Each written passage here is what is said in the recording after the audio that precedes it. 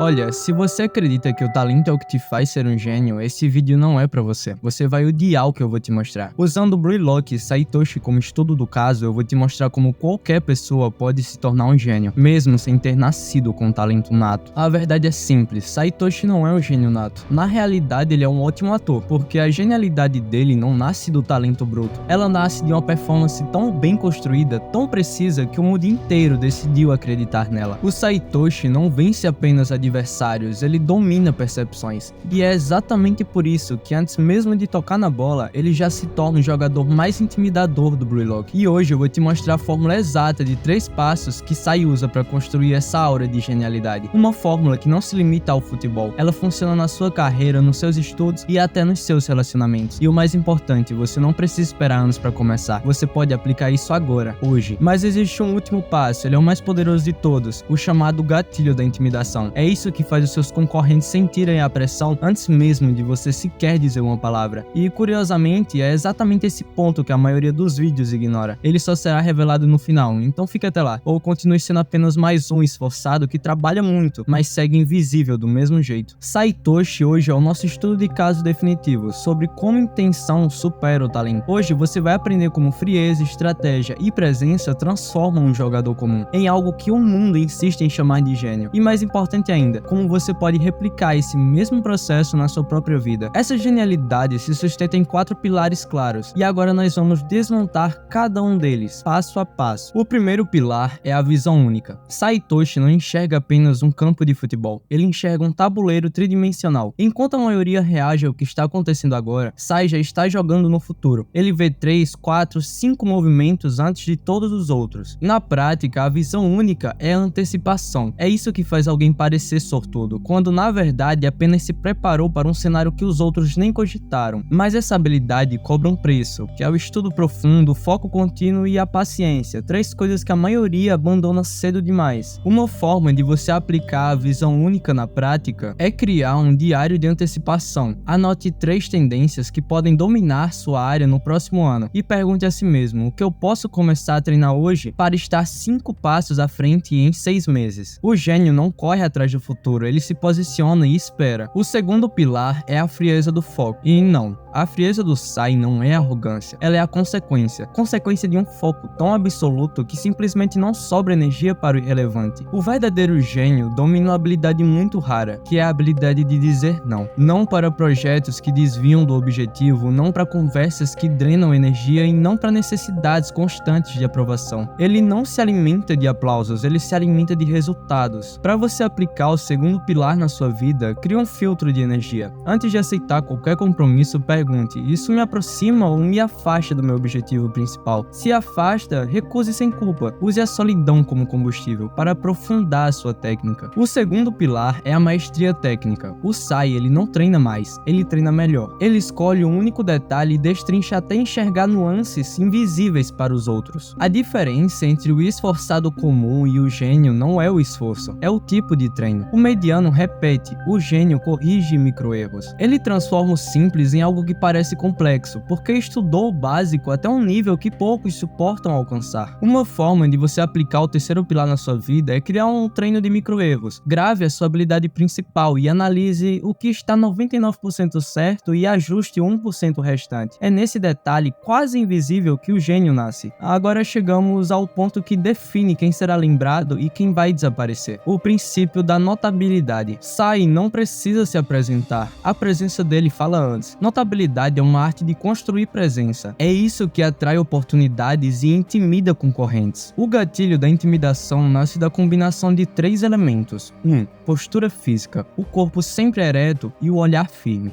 2. Economia de palavras. Fale pouco, mas fale com peso. E 3.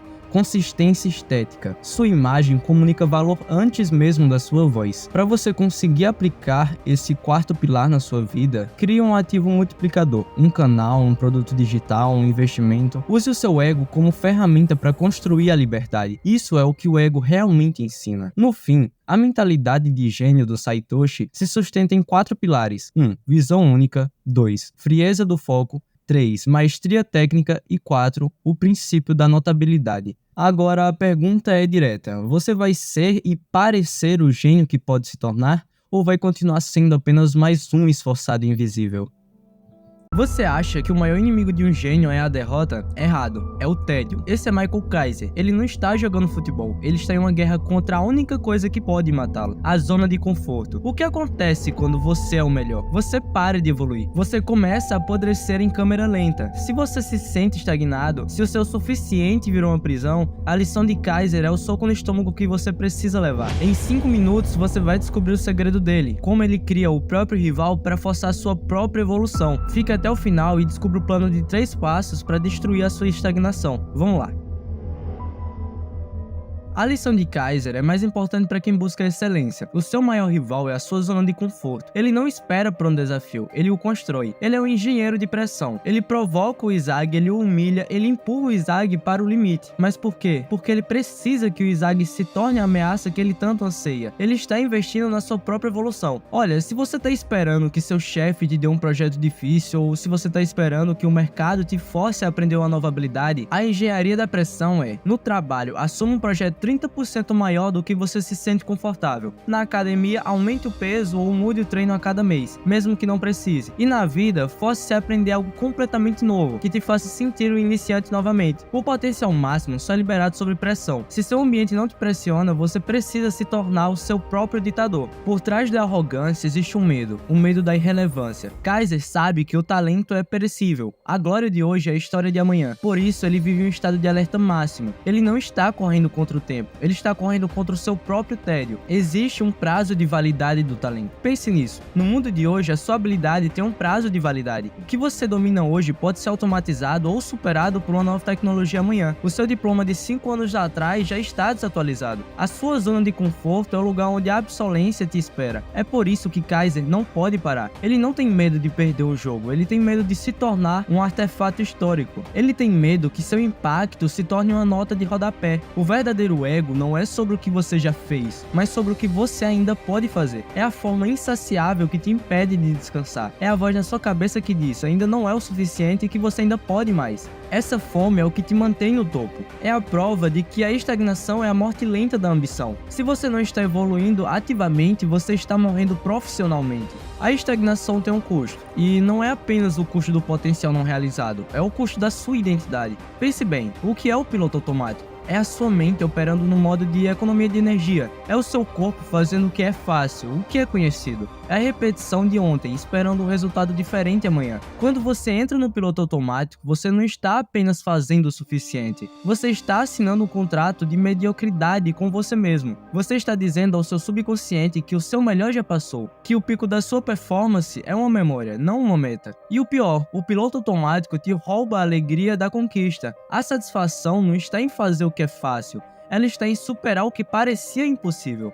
Se você não sente mais o frio na barriga, se o seu trabalho não te exige mais, você não está vivendo, você está apenas existindo. Kaiser se recusa a aceitar isso. Ele sabe que a única maneira de ser insubstituível é nunca parar de se reinventar. Ele não busca a estabilidade, ele busca a transcendência. A pergunta não é se você é bom, a pergunta é você está se tornando obsoleto? E mais importante, você está se contentando em ser uma cópia pálida do que você poderia ser? Chegou a hora de desligar o piloto automático, chegou a hora de exigir mais de si mesmo. O Mindset Kaiser não é um conselho, é um protocolo de excelência para destruir a estagnação. O que o Kaiser nos ensina não é uma teoria, é um plano de ataque contra a mediocridade. São 3 passos simples para retomar o controle da sua evolução. Vamos lá! Passo 1. Encontre o seu conforto. Olhe para sua rotina. Onde é que você está no piloto automático? Onde é que não tem mais esforço? É ali que a estagnação se esconde. Identifique esse ponto de conforto e prepare-se para destruí-lo. Passo 2. Construa o seu desafio. Force o desconforto. Não espere por um rival. Crie o seu.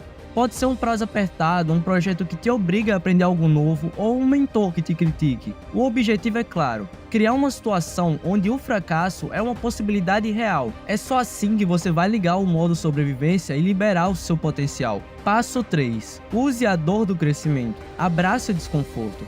A pressão não é o inimigo, é o seu combustível. A dor do crescimento é o sinal que você está evoluindo. Quando sentir o peso, não recue. Diga a si mesmo que esse é o som da sua evolução. Use a pressão porque ela é a única prova de que você não está apodrecendo. Você vai se contentar em ser a versão de ontem esperando que o mundo te deixe de lado? Ou você vai se tornar o seu próprio mestre exigindo a excelência que você sabe que tem? A pergunta final é: o que você precisa mudar hoje para que seu eu de amanhã não te vença facilmente?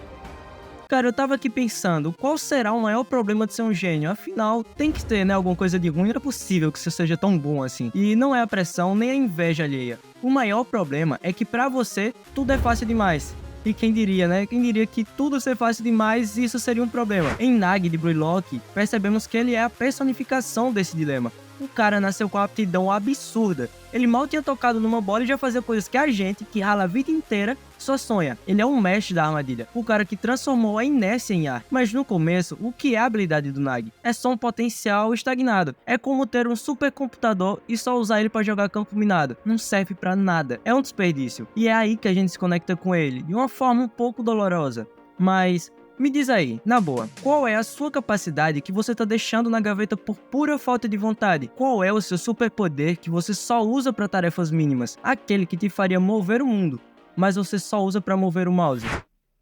A vida do Nag antes do futebol era a definição de tédio existencial. Ele não tinha nem amigos, o que ele tinha era um cacto que ele falava, o cara falava com um cacto, mano. Ele não tinha ambição, só o próximo nível do jogo do celular dele. Ele era um prodígio que vivia como um recluso. Mas espera aí, que antes da gente mergulhar de fato na história do Nag, eu preciso te apresentar uma ideia que vai mudar a forma como você enxerga o seu próprio potencial. E relaxa, que não é papo de coach nem nada do tipo. É um conceito antigo, da filosofia, mas que se encaixa perfeitamente na vida do Nag e na sua. A gente chama de ato e potência. Vamos lá, o ato é o que você é agora. O Nag era, em ato, um garoto preguiçoso e desinteressado. A potência é tudo aquilo que você pode vir a ser. A potência do Nag era ser o melhor atacante do mundo. Urel Mikage viu essa potência, mas sem querer, Urel se tornou facilitador da preguiça do Nag. Ele pensava, ele planejava, ele resolvia os problemas. O Nag só precisava existir e chutar a bola. Pensa bem, Urel era o conforto dele. Ele era a muleta que impedia o Nag de sentir a necessidade de se mover. E isso é um ponto crucial. Na nossa vida, quem são os nossos réus? São as pessoas, os hábitos, as situações que nos protegem tanto do esforço que acabam nos atrofiando. A gente se acostuma com a vitória fácil. A gente se contenta com o suficiente. A gente evita o que é difícil, mas no fundo, essa facilidade é uma prisão. Ela te faz acreditar que você tá bem, quando na verdade você tá no mesmo ponto que estava antes. O sucesso que não exige sacrifício é vazio. Quando o Nag entra no Bruylock, ele continua vencendo, ele faz gols inacreditáveis, ele domina a bola com uma técnica que beira o sobrenatural. Mas e aí? O que ele sente? Nada. O sucesso que não exige dedicação é vazio. É como ganhar na loteria, é bom, mas não te dá a satisfação de ter construído algo. E a gente vive isso. A gente busca o atalho, a fórmula mágica para o sucesso. A gente quer o resultado do Nag, mas não quer o despertar dele. A gente quer a glória, mas sem a jornada. Mas aí, entre tudo isso, ele encontra o Barou, o rei, o cara que é o oposto do Nag. O Barou é esforço bruto, vontade pura. E o Nag, graças à sua preguiça, é chamado de escravo do Urel pelo Barou. O Nag consegue vencer o Barou no início, mas o Barou o força a se mover. O Barou o força a reagir. Na verdade, o Barou sem querer se torna o primeiro desafio real do Nag. Ele forçou o Nag a sair da inércia, mesmo que por um instante. Isso mostra que às vezes o que a gente precisa não é de um amigo que nos carregue, mas de um rival que deixa as coisas mais difíceis. Mas o Barou era só um aperitivo. O Nag ainda tava meio que no modo automático. Ele tava jogando como se estivesse com o freio de mão puxado. Ele ainda não tinha sentido aquela sensação de querer algo com todas as suas forças. Aquela bolha que o Nag vivia só foi estourada de verdade quando ele encontra o Izag. O Izag, diferente do Nag, não tinha nem um pouco da habilidade e o talento que ele tem, mas ele tinha fome, ele tinha um ego, ele tinha a vontade de vencer que o Nag nunca precisou ter. O Izag era o ato se movendo em direção à potência, com uma velocidade insana, enquanto o Nag era a potência esperando que o ato viesse até ele. Quando o Nag perde pro time Z, ele sente algo novo, frustração. Não é a frustração de um jogo de videogame que deu bug, mas a frustração de querer algo e não conseguir, a dor de ser superado por alguém que ele considerava inferior. E foi aquele momento, aquela derrota, que foi o soco na cara que ele precisava. Não foi um discurso motivacional, foi a dor da perda que fez ele pensar que ele queria algo mais. Ele quer aquela emoção de novo. A ambição dele não nasceu de um sonho de infância. Ela nasceu da dor da perda e do desejo de sentir a emoção da vitória, que realmente custou algo. A derrota não é o fim, é o combustível que acende o fogo do gênio. É o momento em que o ato do Nagi começa a se mover em direção à sua potência. E para crescer, o Nagi teve que fazer a escolha mais difícil, deixar Urel. E isso é foda, porque Urel era o conforto dele, era o cara que pensava por ele, mas para alcançar o próximo nível, o Nagi percebeu que precisava pensar por conta própria, sair da sombra e se tornar o protagonista da sua própria história. A gente também tem que fazer isso, sair da sombra de quem nos protege demais, parar de depender de um mentor, de um amigo ou de um parceiro. A busca pela excelência é o caminho que em algum momento você tem que trilhar sozinho. O Nagi teve que aprender a se virar, criar suas próprias jogadas, a se tornar o egoísta que o Blue Lock exigia. Ele trocou a facilidade pela luta, e é na luta que o seu talento se transformou em genialidade. Ele percebeu que o esforço não era burrice, era a chave para desbloquear o verdadeiro potencial. O mundo tá cheio de gente que tem capacidade, mas que vai morrer sem nunca ter usado 10% dela. A dedicação é a única moeda que o sucesso aceita. Não adianta ter um melhor cérebro, a melhor aptidão, a ideia mais brilhante, se você não tem a disciplina de um aprendiz. O Nagi teve que se tornar um estudante aplicado do próprio jogo. Ele teve que aprender a desejar. Se você tem um dom, você tem uma obrigação com ele, a obrigação de levá-lo ao limite. Pare de se orgulhar do seu potencial, comece a se orgulhar do seu trabalho duro. Encontre o seu desafio, deixe ele te frustrar, deixe ele te sentir com a agonia de não ser bom o suficiente, porque é essa agonia que a sua verdadeira determinação vai nascer. O Nagi nos mostra que a motivação não é um ponto de partida, é uma consequência.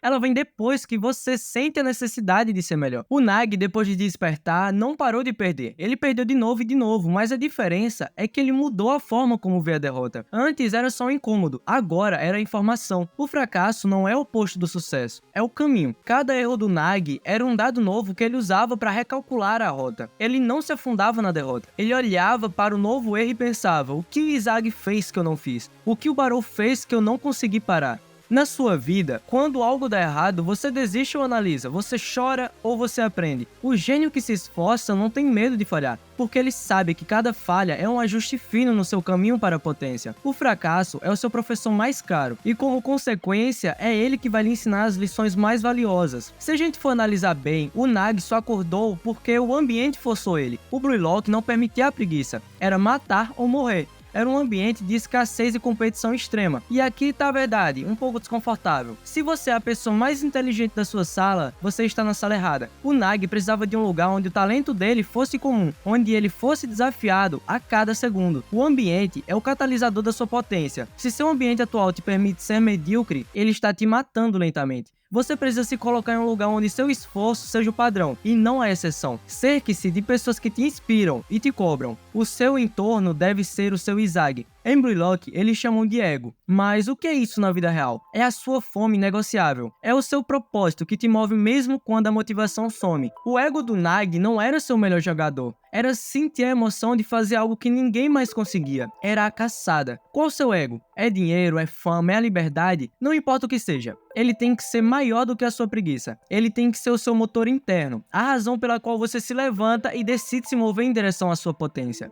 Se o seu ego for fraco, a primeira dificuldade vai te derrubar. Se ele for forte, ele te levanta mesmo quando você não tem mais forças. A fórmula do sucesso do Nagi pode ser resumida em uma tríade. 1. Talento. O 2. Esforço. E o terceiro, a ambição. O Nagi tinha o talento, mas faltava o esforço e a ambição. Ele só se tornou imparável quando os três se alinharam. O seu talento é só o ponto de partida. O esforço é o que te mantém na corrida. E a ambição é o que te faz cruzar a linha de chegada. Você precisa de um equilíbrio. O talento sem esforço é preguiça. O esforço sem talento é frustração. O esforço sem ambição é genialidade. Olha, no início, o Nagi se comparava com o esforço dos outros. Ele viu o Barão se matando e pensava: cara, que burrice, eu faço isso sem suar. Mas ele mudou. Ele parou de se comparar com o esforço alheio e começou a se comparar com seu próprio potencial. Ele parou de olhar para o lado e começou a olhar para o futuro que ele poderia ter. Muitas pessoas que almejam chegar nos seus sonhos acabam passando por uma parte muito venenosa, que é a comparação extrema. Olha, a única comparação que importa é se você é melhor hoje do que você foi ontem.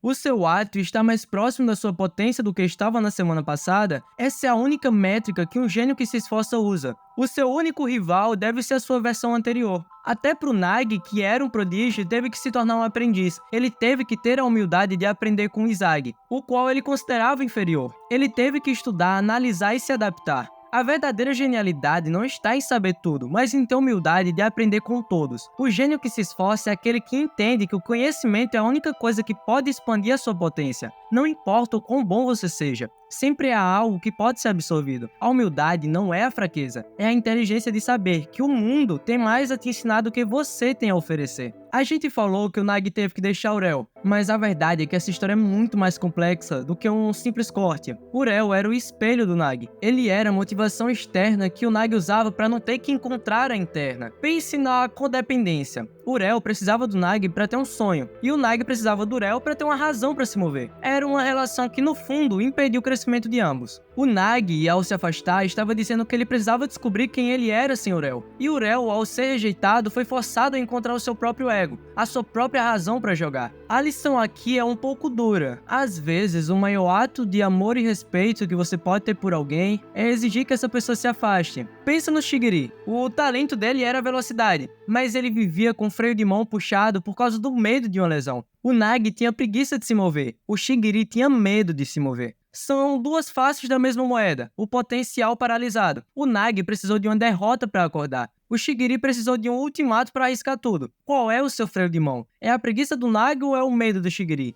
A lição é que não importa o que te paralise, a ação é o único antídoto. O Shigiri escolheu a dor do arrisco ao invés da dor do arrependimento. O Nagi escolheu a dor do esforço em vez da dor do tédio. Além de todo mundo, ainda tem o Kunigami. Ele foi derrotado, ele caiu no Wild Card. Ele teve que se reconstruir do zero. O Nagi teve o luxo de evoluir dentro do Blue Lock. O Kunigami teve que lutar para voltar. A jornada do Kunigami nos ensina sobre a resiliência, sobre o que acontece quando você perde tudo e tem que se agarrar à sua identidade para voltar à luta. Se você está em um momento onde sente que foi eliminado, que perdeu seu lugar, a lição do Kunigami é: a sua potência não desaparece, ela só precisa de um caminho mais difícil para se manifestar. A própria ciência confirma a jornada do Nagi. Existe um conceito chamado neuroplasticidade. É a capacidade do seu cérebro se organizar e criar novas conexões neurais. O Nagi, ao ser forçado a pensar e se esforçar, estava literalmente remodelando o cérebro dele. Ele estava saindo de uma mentalidade fixa, a qual ele acreditava que porque era talentoso ele não precisava se esforçar, para uma mentalidade de crescimento, onde o esforço não é sobre o músculo, é sobre o cérebro. O Nagi que vemos na Liga Não Egoísta não é o mesmo garoto preguiçoso, ele é o Nagi 2.0, ele é o gênio que quer. Ele não está mais jogando para o Rel, ele está jogando para ele mesmo. Ele está jogando para superar o Izagi. Ele está jogando para sentir aquela emoção que só o esforço máximo pode dar. A lição final do Nagi é que o talento te dá o ponto de partida, mas a vontade te dá o destino. O seu potencial é infinito, mas ele só se manifesta quando você decide que o preço da ambição vale a pena. Agora me responda uma pergunta: o que o Nagi faria na sua situação? Ele não esperaria motivação, ele não esperaria o Rel, ele não esperaria o momento perfeito, ele criaria o desafio. Se você tem preguiça de ir para academia, crie um desafio público. Se você tem preguiça de estudar, encontre um rival que te force a ser melhor. Se você tem preguiça de começar um projeto, crie uma data limite que te force a sair da inércia. O seu Nagi interior precisa de um soco na cara para acordar. Bom, agora o Nagi ele não joga mais por obrigação. Ele joga porque ele está numa caçada. Ele está caçando a sensação de superar o que parecia inalcançável. Ele está caçando o seu próprio limite. O seu potencial está esperando o seu empenho. Pensa no dia a dia. Onde você está sendo o Nagi preguiçoso? É na academia, é no estudo, é naquele projeto que você sabe que tem potencial, mas que a preguiça te impede de começar? A diferença entre o gênio adormecido e o gênio que realiza é uma única palavra: ação. Pare de ser o prodígio que se contenta. Comece a ser o lutador que evolui. O seu despertar não vai ser fácil, vai ser frustrante, vai ser doloroso, mas no final, a sensação de ter transformado o seu dom em realidade é a única coisa que realmente vale a pena. O preço da ambição é o esforço diário, e o Nagi nos provou que esse preço vale cada gota de suor. A caçada pelo seu melhor eu começa agora.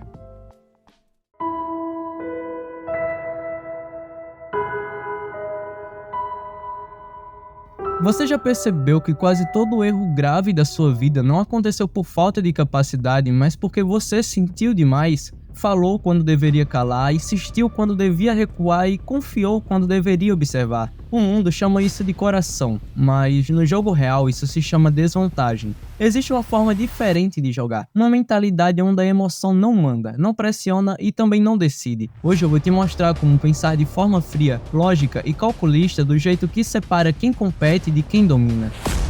Dentro do Blue Lock, o maior atacante do mundo não se destaca por ter o maior carisma, a maior paixão ou ser uma inspiração. Ele se destaca porque nunca entrega o controle para o emocional. Ali, cada decisão é tratada como um cálculo, cada erro vira um dado e cada vitória vira informação. E essa forma de pensar não pertence apenas ao futebol. Ela pode ser aplicada na sua vida, na sua carreira e principalmente nas decisões que mais importam. Nos próximos minutos você vai aprender a como desligar o impulso, como pensar sobre pressão, como agir sem depender da emoção e como construir uma mente fria sem virar vazio. Isso não é sobre ser insensível, é sobre ser perigoso quando necessário. A maioria erra logo no começo. Acredita que ser frio é não sentir nada, e isso é uma mentira. Os melhores sentem, mas não obedecem. A emoção é um sinal, não uma ordem. Raiva, medo, ansiedade, empolgação, tudo isso surge para avisar algo, e o erro é reagir no mesmo instante. Quem pensa como um calculista cria um espaço entre sentir e agir. Nesse espaço, a vantagem nasce. Quando algo te provocar, não responda. Conte até 5, respire, observe e se pergunte: se eu agir agora, isso melhora minha posição daqui uma hora, um dia ou um mês? Se a resposta for não, você espera. Outro erro gritante das pessoas é tratar a emoção como verdade.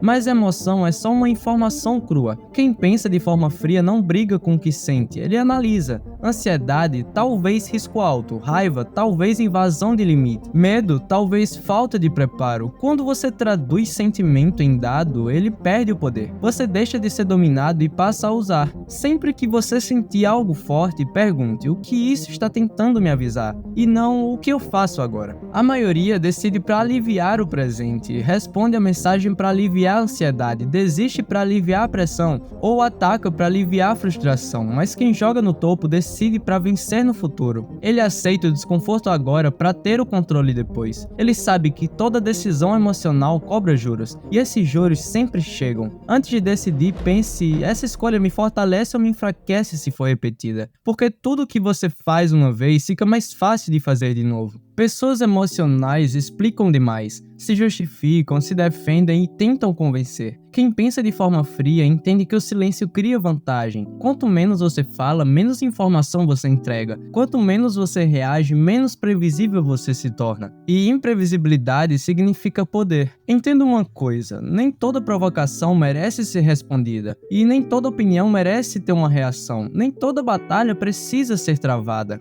Outra coisa muito importante é que ninguém é frio no improviso. A calma sob pressão não vem do talento, vem da repetição. Quem treina decisões difíceis antes não entra em pânico depois. Por isso, quem parece frio, na verdade, apenas está preparado. A confiança dele não vem da emoção, vem do processo. Ser calculista não é matar a emoção, é escolher quando usá-la. A emoção pode impulsionar, pode dar energia e pode até acelerar, mas nunca deve dirigir. Use a emoção para executar, nunca para decidir. Essa é a diferença entre intensidade e descontrole. Talvez você não precise sentir menos, talvez você precise decidir melhor. Quando você aprende a pensar antes de agir, a vida deixa de te empurrar e começa a te responder. Frieza não é dureza, é lucidez. E quem enxerga com clareza sempre joga na frente. Olha, pensar de forma fria tem um custo. Você vai parecer distante em alguns momentos, e em outros você pode até ser chamado de arrogante, mas isso tudo é porque o mundo se sente desconfortável quando você não reage como ele espera. Mas essa é a troca. Enquanto outros buscam aprovação, você constrói posição. Enquanto outros querem ser compreendidos, você prefere ser respeitado. E aos poucos, as pessoas param de tentar te colocar nos trilhos, porque percebem que você não se move por impulso. Para a maioria das pessoas, o impossível é um limite, é o ponto final de uma frase. Mas para Michael Kaiser, o imperador do Blue Lock, o impossível é apenas uma escolha, é o rascunho que ele está prestes a reescrever. Essa não é uma história sobre talento, é uma aula sobre a mentalidade que pega o que é universalmente aceito como inatingível e o transforma em sua regra. O segredo tá na Rosa Azul, e hoje você vai descobrir como roubar essa mentalidade para sua própria vida. Michael Kaiser não é apenas um atacante, ele é uma declaração. A tese dele é simples: toda a esperança que precisamos está no fato de que eu estou aqui e nada mais. Isso não é só arrogância, é a base de uma filosofia que chamamos de ego do impossível. Ele não espera que o impossível aconteça, ele exige que ele se curve à sua vontade. A lição aqui é: sua crença define seu limite. Se você acredita que algo é impossível, você já perdeu. Kaiser não tem essa opção. O primeiro pilar da mentalidade Kaiser é a reescrita da realidade. Pense como ele se posiciona. Ele não diz eu vou tentar, ele diz eu vou te mostrar o que é futebol. Kaiser usa o seu ego como um escudo e uma arma. Ele se coloca em um pedestal tão alto que a única opção é performar. Isso cria uma pressão interna que o força a superar o que seria o limite de qualquer outro jogador. Ao declarar o impossível como seu domínio, ele força o seu corpo e sua mente a encontrar soluções que antes não existiam. A crença inabalável não é o fim, é o catalisador para a ação. A rosa azul não existe na natureza. Kaiser usa ela como símbolo da sua capacidade de mudar o que é fundamentalmente aceito. Ele não se adapta ao mundo, ele força o mundo a se adaptar a ele. A crença de Kaiser seria apenas um delírio se não fosse sustentada por uma habilidade brutal. O Kaiser Impact não é um chute de sorte, é a combinação de precisão e velocidade que o torna por um instante o melhor do mundo. Uma lição que você precisa aprender é que o impossível exige o inimaginável. Para fazer o que ninguém faz, você precisa treinar o que ninguém treina. O Kaiser Impact é o resultado de milhares de horas de repetição, refinando a técnica até que ela se torne uma extensão do seu ego. A arrogância de Kaiser é paga com a sua performance. Se você quer ter a mentalidade de que nada é impossível, você precisa ter a disciplina de fazer o trabalho de base que torna essa frase verdadeira. O Kaiser não aceita o bom, ele exige o perfeito. É a busca incessante pela excelência técnica que transforma sua crença em realidade mensurável. Mas me responde, o que acontece quando o imperador é parado? Quando Isagi Oichi, o protagonista, consegue ler e bloquear o Kaiser Impact. O mundo de Kaiser não desmorona, ele se refina. A falha para ele não é uma derrota, é uma afronta pessoal que exige uma resposta imediata e superior. Entenda uma coisa, a falha não é o fim, é o feedback. Quando o Kaiser falha, ele não questiona sua crença, ele questiona a estratégia. A falha é apenas a prova de que ele precisa ser mais impossível. Ele não se permite a dúvida. A voz interna dele não diz eu não consigo, mas sim como eu ouso ser parado por algo tão trivial. O ego do Kaiser é tão grande que ele não tem tempo para lamentar. Ele imediatamente se concentra em como devorar o adversário na próxima oportunidade. Ele não se prende ao erro, mas sim à solução. Ele já está calculando o próximo movimento, a próxima evolução, o próximo impossível que irá calar o oponente. A lição que a gente pode pegar da adaptabilidade e evolução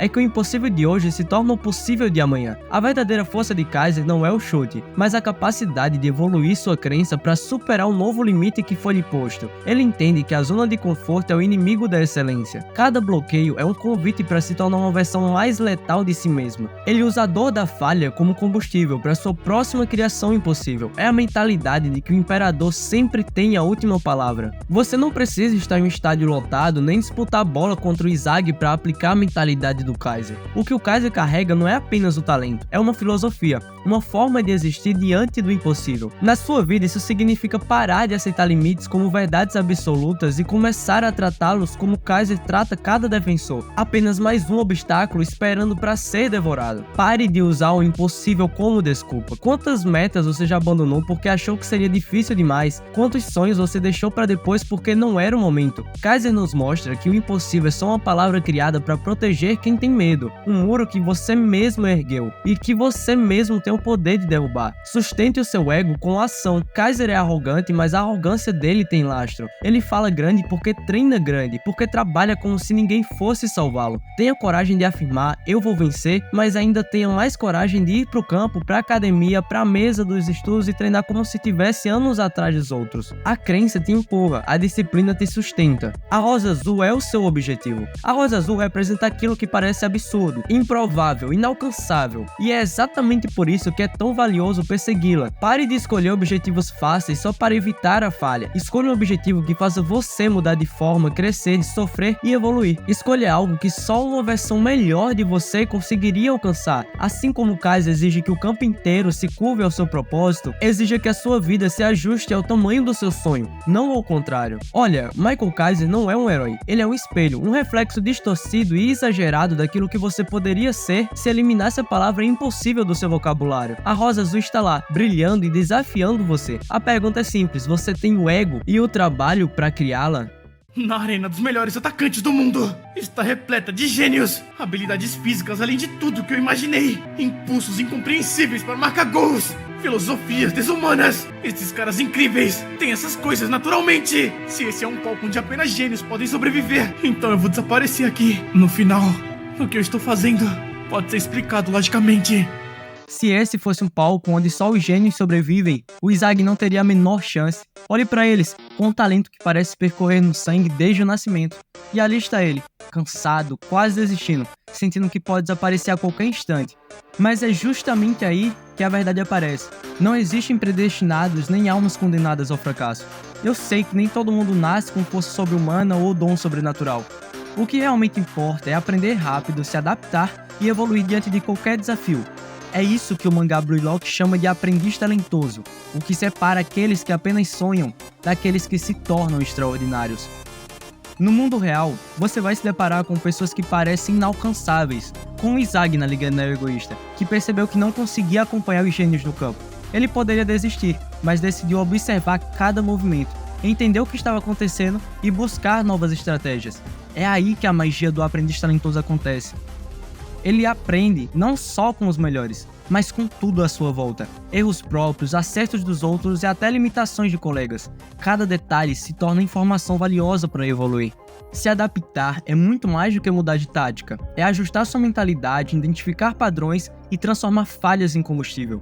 Se algo não está funcionando, o aprendiz talentoso não se frustra. Ele analisa, ajusta e continua.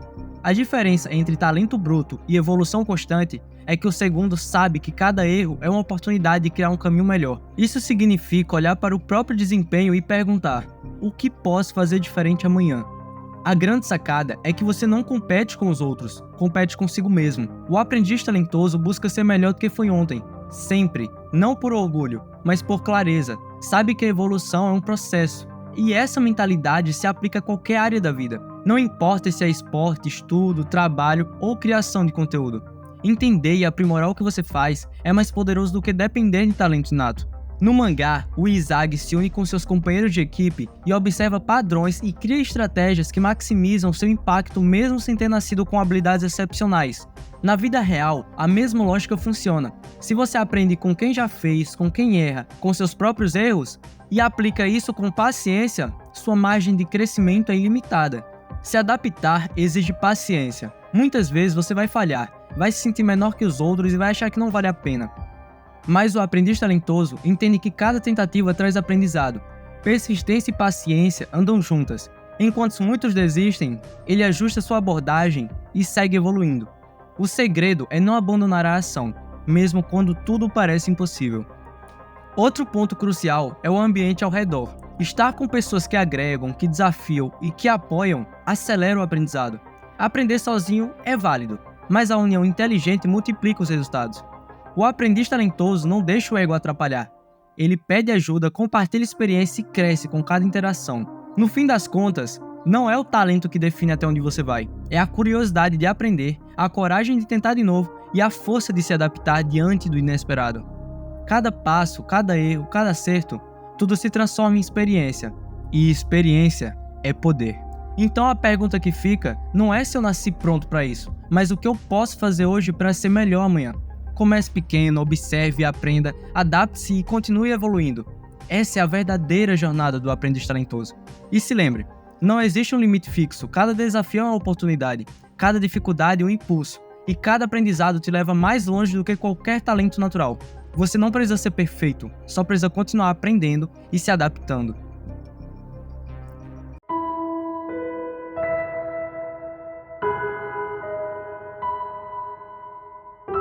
Obsessão. A maioria das pessoas dizem que ser obsessivo é algo ruim, mas isso não é totalmente verdade. O problema não é a obsessão, o problema é como você usa ela. Hoje nós vamos analisar Orin Itoshi, um personagem movido por obsessão, rivalidade e controle absoluto do próprio objetivo. E o mais importante, como você pode transformar isso em uma arma de evolução pessoal.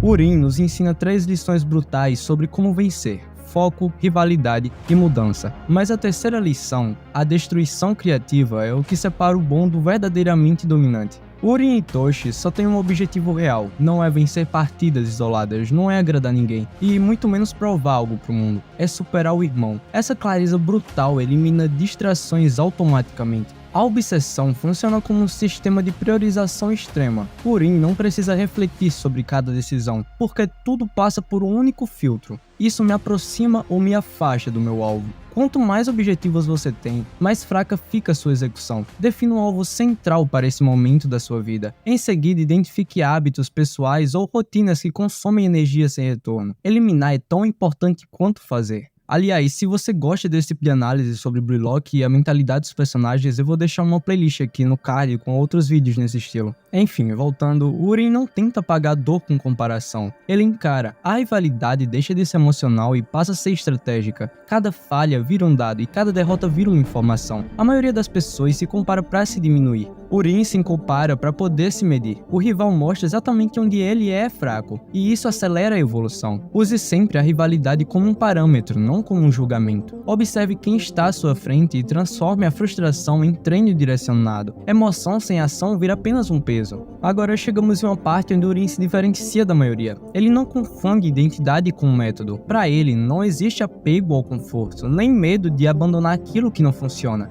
Se algo para de gerar resultados, ele corta, mesmo que isso custe orgulho, reconhecimento ou segurança. Ele entende que o progresso verdadeiro nasce do desapego. Urim destrói o que o prende. Tudo isso para poder criar algo novo e mais forte. O sucesso cria apego. O apego cria estagnação. A maioria se agarra às vitórias passadas como se fossem medalhas que garantem o futuro. Urim não. Ele sabe que cada ciclo de sucesso pode se tornar uma prisão. Evoluir exige destruir versões antigas de si mesmo, se despedir do que já aprendeu e abraçar o desconforto da reinvenção. Isso não é apenas disciplina, é obsessão pela maestria, não pela validação. É a coragem de recomeçar quando ninguém mais faria. Imagine que você é o melhor em algo que já conhece. É confortável, é seguro, mas a evolução parou. Urim te mostra que o verdadeiro avanço não vem de repetir o que já funciona, mas de se desafiar a quebrar o próprio padrão. Cada erro, cada queda é um convite à transformação. Cada desconforto é um alerta, que está dizendo que você está mais perto de evoluir.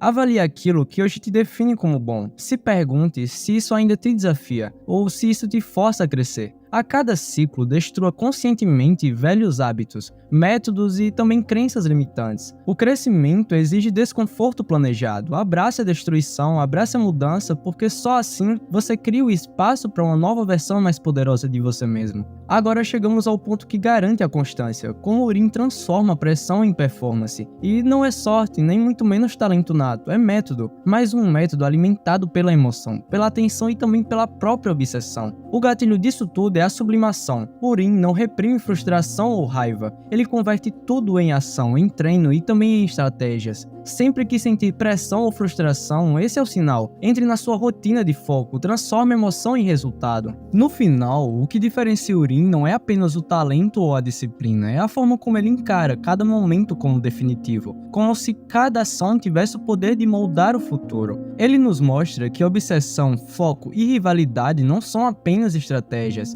são escolhas de vida, escolhas que transformam cada dificuldade em oportunidade, cada erro em aprendizado e cada queda em um impulso para ir além. E aqui tá a lição final, você não precisa esperar por motivação, aprovação ou sorte, você tem a capacidade de transformar cada desafio em energia pura, cada frustração em força, o limite não está fora. Ele está dentro de você, esperando para ser desbloqueado. Urim Itoshi encerra sua lição não com vitórias fáceis, mas com a certeza de que a grandeza nasce de quem se recusa a se acomodar, de quem transforma pressão em performance e de quem faz da própria obsessão uma arma para vencer. Você foi ensinado a ser humilde, a dividir, a ser um jogador de equipe, e é exatamente por isso que você está estagnado. Jinpachi Ego, criador do projeto do Blaylock, não está só treinando atacantes, ele está quebrando mentalidades fracas. Ele está criando pessoas que assumem o controle da própria vida. E hoje eu vou te mostrar os 4 pilares da mentalidade do ego, e como eles vão te tirar da mediocridade.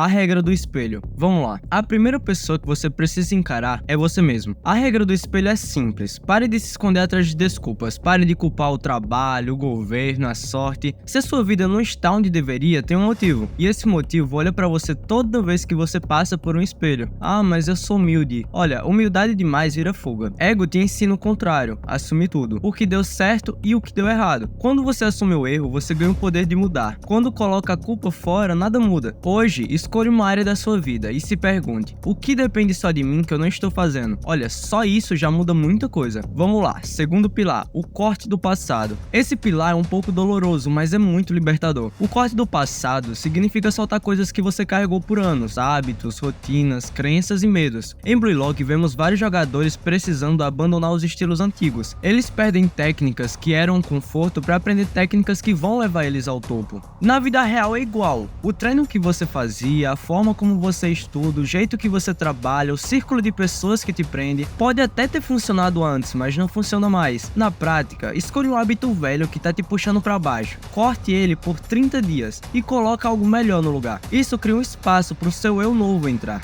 Terceiro pilar, a lei do raro. Se você é igual a todo mundo, você não vira ninguém. O ego bate muito nisso. Você precisa ser único. Se você é só mais um, você vira substituível. Quando o jogador tem algo especial, ego identifica e amplifica, porque é isso que faz aquela pessoa ser impossível de ignorar. Na vida real, isso vale igual. Todo mundo quer ser bom, mas só os raros querem ser insubstituíveis. Olha, na prática, pergunte a si mesmo: o que eu faço que quase ninguém faz? Se não vier a resposta, ótimo. Você acabou de descobrir o que precisa trabalhar. Escolha uma habilidade, só uma, e passe 90 dias ficando muito bom nela. Ser raro abre portas que a média nunca vê. Agora vamos pro quarto pilar, o ponto de ruptura. Olha, chega uma hora que você precisa tornar impossível voltar atrás. Esse é o ponto mais importante de toda a filosofia do Jinpachi Ego, porque até aqui tudo ainda poderia ser só teoria, mas o ponto de ruptura é a ação irreversível. Em Blaylock, Ego nunca deixa os jogadores confortáveis. Ele cria a situação onde não existe meio termo, ou você evolui ou você é eliminado. Não tem pausa, não tem tempo pra pensar demais, não tem plano B. E é exatamente isso que falta na vida da maioria das pessoas. A verdade é dura, mas precisa ser dita. Você não muda porque ainda é fácil desistir. Ainda é fácil voltar pro sofá, ainda é fácil aceitar menos, ainda é fácil dizer segunda-feira eu começo. Enquanto existir uma saída confortável, você vai usá-la. Não porque você é fraco, mas porque o cérebro humano evita a dor. E o ego entende isso, e entende melhor do que ninguém. Por isso ele cria o ponto sem retorno, um momento onde o custo de desistir é maior do que o custo de continuar. E é ali que a pessoa muda de verdade, não por motivação, mas por necessidade. Pensa comigo, quantas vezes você já começou algo empolgado e largou no meio do caminho? Academia, projeto, estudo ou sonho antigo. Não foi por falta de capacidade, foi por falta de pressão real. Nada te obrigava a continuar. Ego resolve isso da forma simples e cruel. Ele remove a opção de voltar atrás. Na vida real, você precisa fazer o mesmo. Criar situações onde falhar não é confortável, onde desistir dói no bolso, no orgulho ou na reputação. Mas afinal, o que é um ponto de ruptura na vida real? É tornar um objetivo público quando você morre de medo de julgamento. É investir dinheiro em algo que você só recupera com resultado. É assumir um compromisso que envolve outras pessoas dependendo de você. Não é sobre se punir, é sobre se comprometer de verdade. Porque quando você cria esse ponto, algo muda dentro de você. Você para de se perguntar: será que eu consigo? E começa a pensar: como eu vou fazer isso dar certo? Essa mudança de pergunta muda tudo. Em Blaylock é assim que nascem os monstros. Não os mais talentosos, mas os mais comprometidos. Os que não têm escolha a não ser evoluir. Tá, agora eu vou lhe ensinar como aplicar isso na prática. Vamos lá. Escolha um objetivo que você vem adiando. Só um, não precisa de nada mais, apenas um. Agora responda mentalmente: o que eu posso fazer hoje que torne impossível abandonar isso amanhã? Não algo bonito, mas algo eficaz. Quando você fizer isso, você acaba de criar o seu ponto de ruptura. E depois dele não existe volta confortável. Então vamos lá, agora pro resumão. Resumindo tudo que o Jinpachi Ego ensina. Primeiro, a regra do espelho.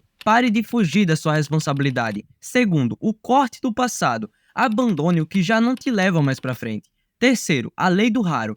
Torne-se impossível de substituir. E quarto e último, o ponto da ruptura. Elimine a opção de desistir. Esses são apenas 4 pilares simples, mas que, se aplicados de verdade, eles mudam completamente o jogo. Tá, agora chegou a hora de eu lhe fazer uma pergunta. Qual desses pilares você sabe que precisa aplicar, mas vem evitando há meses? Não amanhã, não semana que vem, hoje. Porque o ego não espera o momento perfeito, ele cria a pressão necessária.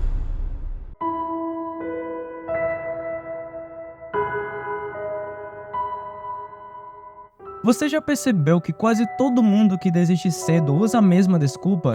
Eles falam que não nasceram com talento pra isso. Mas em Blaylock, enquanto todos endeusam os gênios naturais, existe um personagem que destrói essa desculpa por completo. Chris Prince não nasceu especial, ele se construiu. A partir de agora você precisa entender uma coisa. A ideia de gênio natural é muito mais perigosa do que parece. Desde cedo, somos ensinados a admirar quem aprende rápido. Chamamos de gênio quem brilha sem esforço aparente. O problema é que essa narrativa cria duas ilusões. Quem tem talento pode relaxar e quem não tem talento pode desistir. O Blaylock expõe essa falha de forma brutal. Os gênios naturais começam na frente, mas muitos param ali. Chris Prince surge para mostrar que a vantagem inicial não define a sua linha de chegada. Talento impressiona no começo, mas o processo vence no final. E é a partir disso que nasce o primeiro passo. E se você gosta de análises que vão além do anime e mostram o que dá para aplicar na vida real, essa playlist aqui que eu vou deixar no card reúne exatamente esse tipo de conteúdo. Enfim, voltando pro vídeo, Chris Prince não confia em motivação.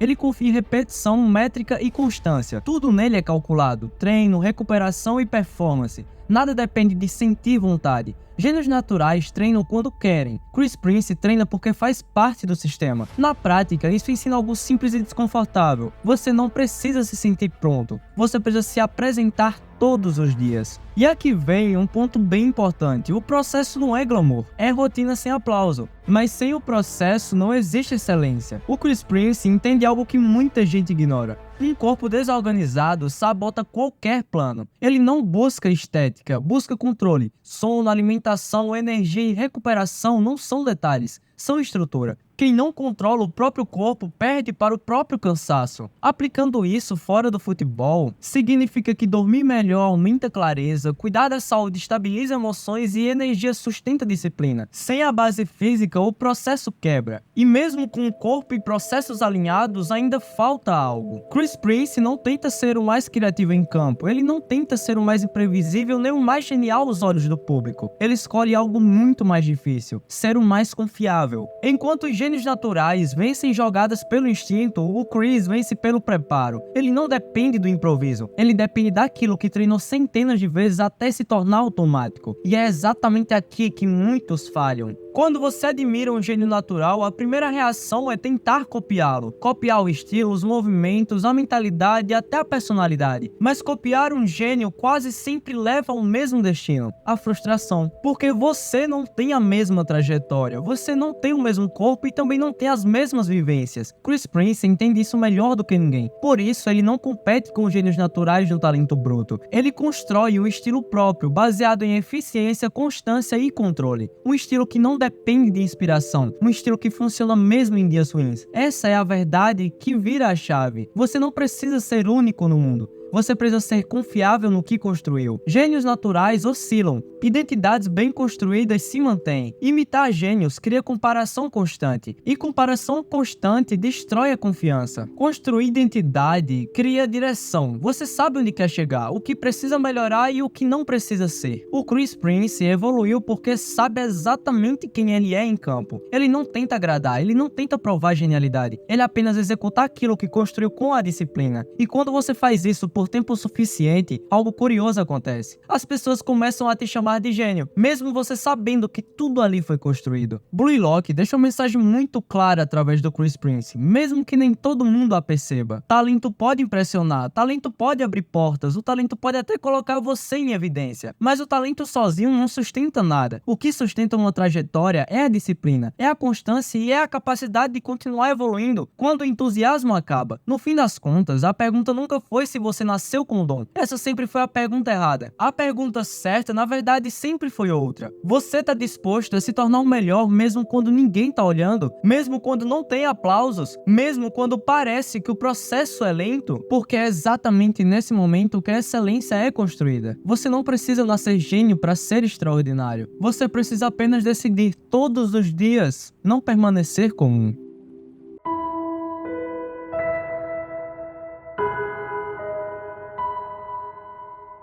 A maioria das pessoas não constrói a própria vida, apenas se adapta a ela, se ajusta ao que esperam, se molda ao que é aceito e recua sempre que o risco aparece. No começo isso parece prudência, depois vira hábito, e quando você percebe já não decide mais, apenas continua. Sem perceber vai cedendo espaço aos poucos, até não sobrar nada que seja realmente seu. Em Blue Lock, Barrow representa o momento exato em que alguém decide parar de se adaptar e decide impor direção. Não porque é fácil, mas porque viver sem direção cobra um preço alto demais. Ser rei nesse contexto não tem nada a ver com poder sobre os outros, tem a ver com controle sobre a sua própria vida. E essa é a decisão que quase ninguém tem coragem de tomar. E se você gosta de análises que vão além do anime e mostram o que dá pra aplicar na vida real, essa playlist aqui que eu vou deixar no card reúne exatamente esse tipo de conteúdo. Enfim, voltando pro vídeo, agora entendendo isso, vamos ao primeiro ponto. O Barrow entra no Blue Lock com uma característica muito clara. Ele não aceita perder controle, não só do jogo, mas do próprio papel dentro dele.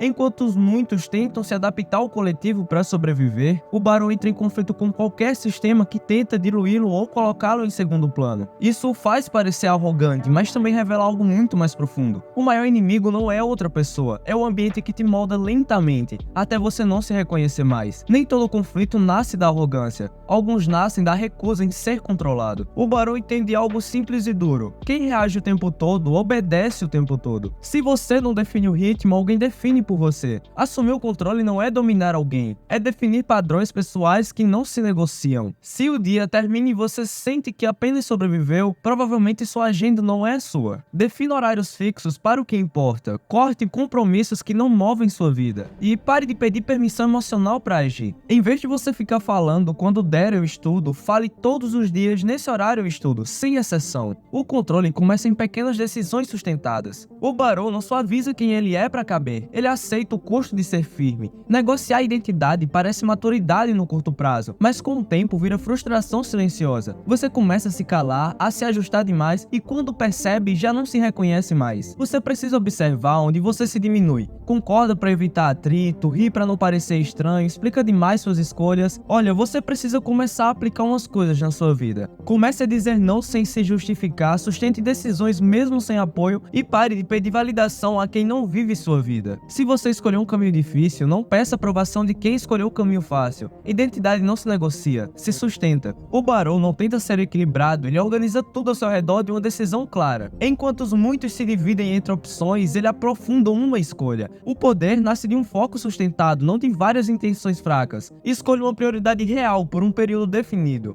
Um objetivo claro, uma rotina alinhada com ele, você precisa cortar distrações que drenam sua energia. Em vez de falar, eu vou tentar várias coisas, comece a falar por 6 meses, isso será a minha prioridade absoluta. Os reis não se dispersam, eles concentram. A lição do Barrow não é bonita, mas é honesta. Nem todos nasceram para ser aceitos, mas qualquer um pode escolher ser respeitado. E no fim, a pergunta que importa não é sobre talento, não é sobre o reconhecimento e nem quantas pessoas vão concordar com você.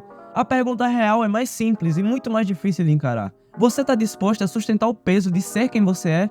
Mesmo quando isso te afasta de certos lugares, mesmo quando pessoas começam a se incomodar, mesmo quando o silêncio aparece porque você parou de agir como esperavam, porque ser fiel a si mesmo tem um custo, e quase ninguém fala sobre ele. Às vezes, crescer significa perder companhia, às vezes evoluir significa andar sozinho por um tempo. Não é porque você tá errado, mas porque você parou de se moldar. E é exatamente nesse ponto que a maioria desiste, não por falta de força, mas por medo de ficar só. O Barrow não foge desse momento. Ele aceita o isolamento temporário como o preço da própria soberania, porque no fundo ele entende algo que muda tudo. É melhor caminhar sozinho sendo quem você é do que viver cercado, preso numa versão que nunca foi sua. Ser rei não começa quando alguém te aplaude, começa quando você para de pedir permissão. Não nasce do reconhecimento, nasce da decisão de não se trair. E quando você entende isso, você deixa de ser um acaso e vira consequência. Entenda isso.